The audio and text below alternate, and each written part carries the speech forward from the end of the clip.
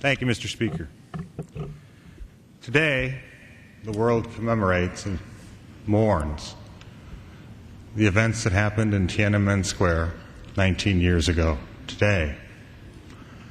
It was then that over 2,000 people were massacred by the communist regime for the crime of quoting Thomas Jefferson and James Madison, the crime of creating a model of the Statue of Liberty, killed for the crime of wanting their God-given right to liberty.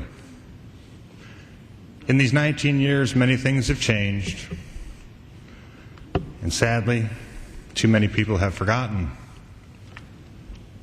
But there are 130 people that cannot forget. They are the 130 people that remain in a communist Chinese prison for participating in the pro-democracy demonstrations at Tiananmen Square in 1989. Today, many are told that the communist Chinese regime will one day change.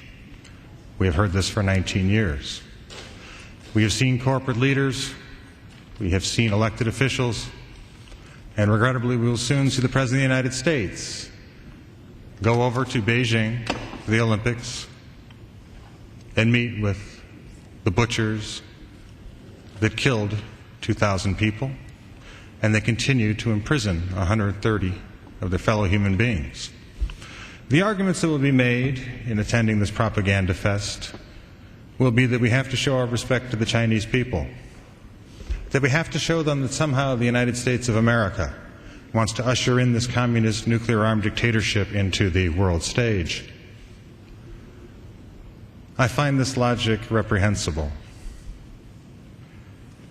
The United States is a beacon of liberty and hope for all the world's oppressed.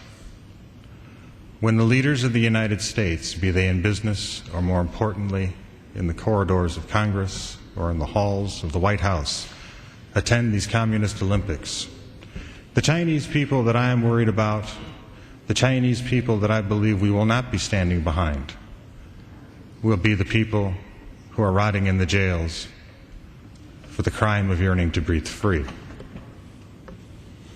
The question then arises, what can we do as a nation? Many believe that the 21st century will be the century of the communist Chinese regime, that their economy will pass ours, that their rival model of governance will be adopted throughout the world of a corporate structure where one can make money when allowed by the tyrants, and that all your political rights simply do not exist but for the whim of the Communist Party. I believe the people who are writing the obituary of the West and of our free republic are mistaken. And I believe that over time, the voices and the influence of the communist tyrants in Beijing will ring as hollow in the ears of our fellow human beings as once did the callow calls from the halls of the Politburo that the Soviet Union was going to bury the United States. So as we go forward toward the Olympics, as we go forward from the 19th commemoration of the butchery in Tiananmen Square, of the killing of students my own age for wanting the same God-given rights that I and everyone in this country have, let us not forget the 130. Let us demand their release.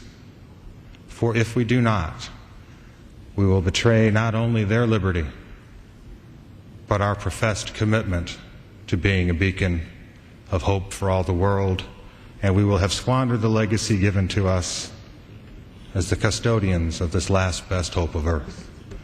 Mr. Speaker, I yield back the balance of my time. Ms.